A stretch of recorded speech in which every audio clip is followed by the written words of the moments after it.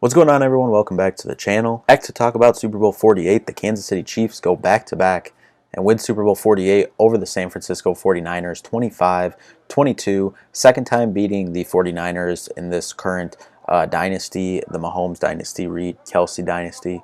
Anyone that was questioning if this was a dynasty, not much to question after this game. They get their third Super Bowl in the Mahomes era.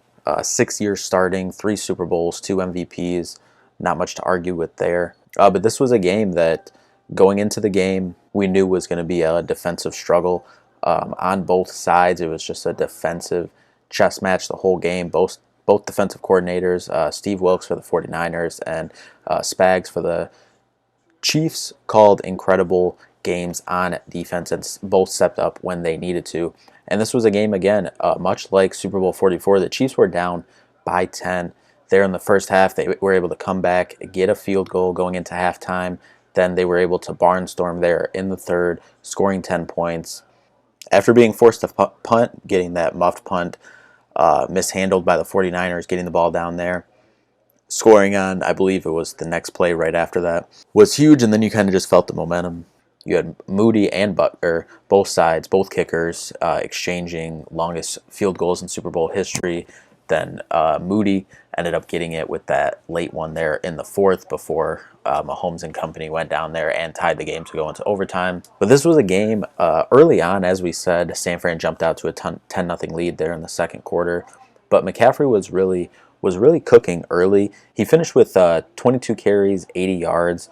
Did not have a touchdown rushing, but he did have eight receptions for 80 yards and a touchdown through the air. And his reception was actually from a pass thrown from Juwan Jennings. Really, until late in that fourth quarter, I thought if the 49ers won, it was going to be Juwan Jennings to get that Super Bowl MVP, because he did have that pass to McCaffrey, 21-yard touchdown reception. But then he also made some big catches for them as well, 4 for 42 and a touchdown as well. Joins only Nick Foles as players in the Super Bowl to throw a touchdown and catch a touchdown pass. Obviously back to that Philly special back in 2018.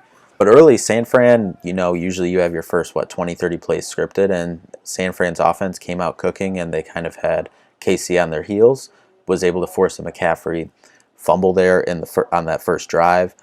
But then Kansas City on offense wasn't able to capitalize and just was never able to get anything going in the first half. You had the whole Kelsey and Andy Reid, really just Kelsey screaming at Reid on the sideline. And, if you were tweeted that out, put it out there, if you were mad at that, you've never won anything of importance in your life. That's just, two guys who, want to win and want to do anything in their power in the most important game of the season to get that done. And that's all that was, and it ended up working out for them. If obviously being a Michigan State guy, Tom Izzo loves that stuff, and that's why he's had such a successful program over years, and it just transcends across all sports and all levels. If you have guys that, care about the results and care about the people on the team, they're going to demand the most from everyone, other players and coaching staff as well. So I personally love that. People on the internet wanted to run with it, but thought it was much of nothing. And watching some of the post-game stuff on in the background right now, seems like it was obviously nothing, just another day at the office for both of them. Not concerned about anything there.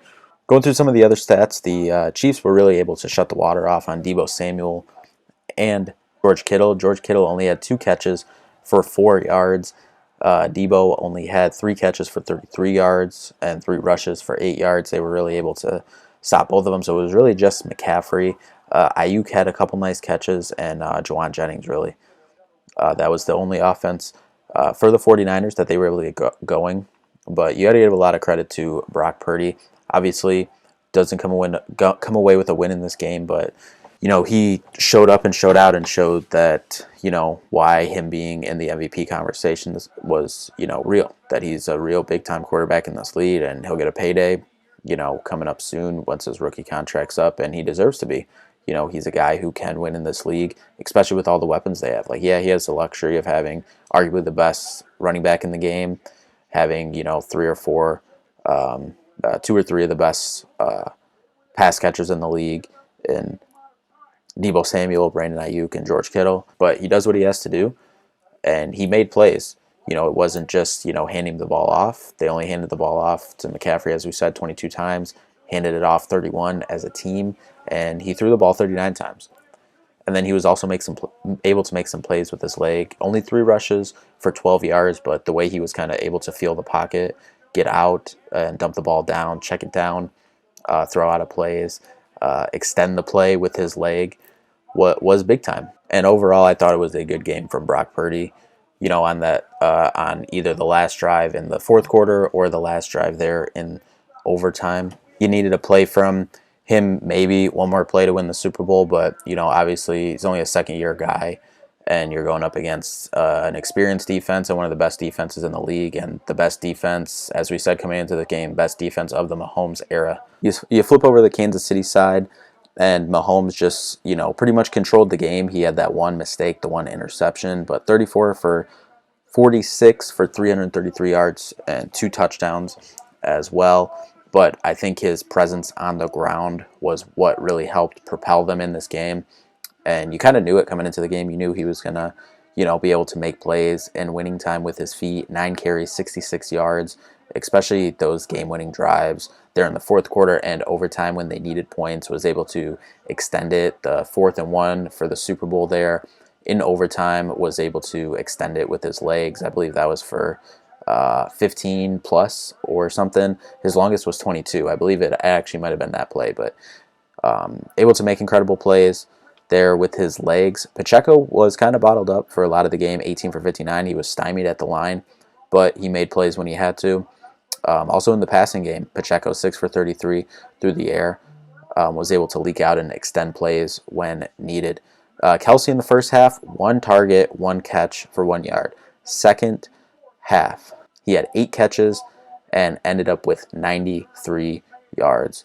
Absolutely incredible second half. Didn't end up getting in the end zone, but Mecole Hardman made some big plays as well, including the game winner, 3 for 57 and a touchdown. Valdez-Scantling was the other guy who got in the end zone. That was there in the third quarter. And then you got to shout out the defense. Both sides. Fred Warner played a great game.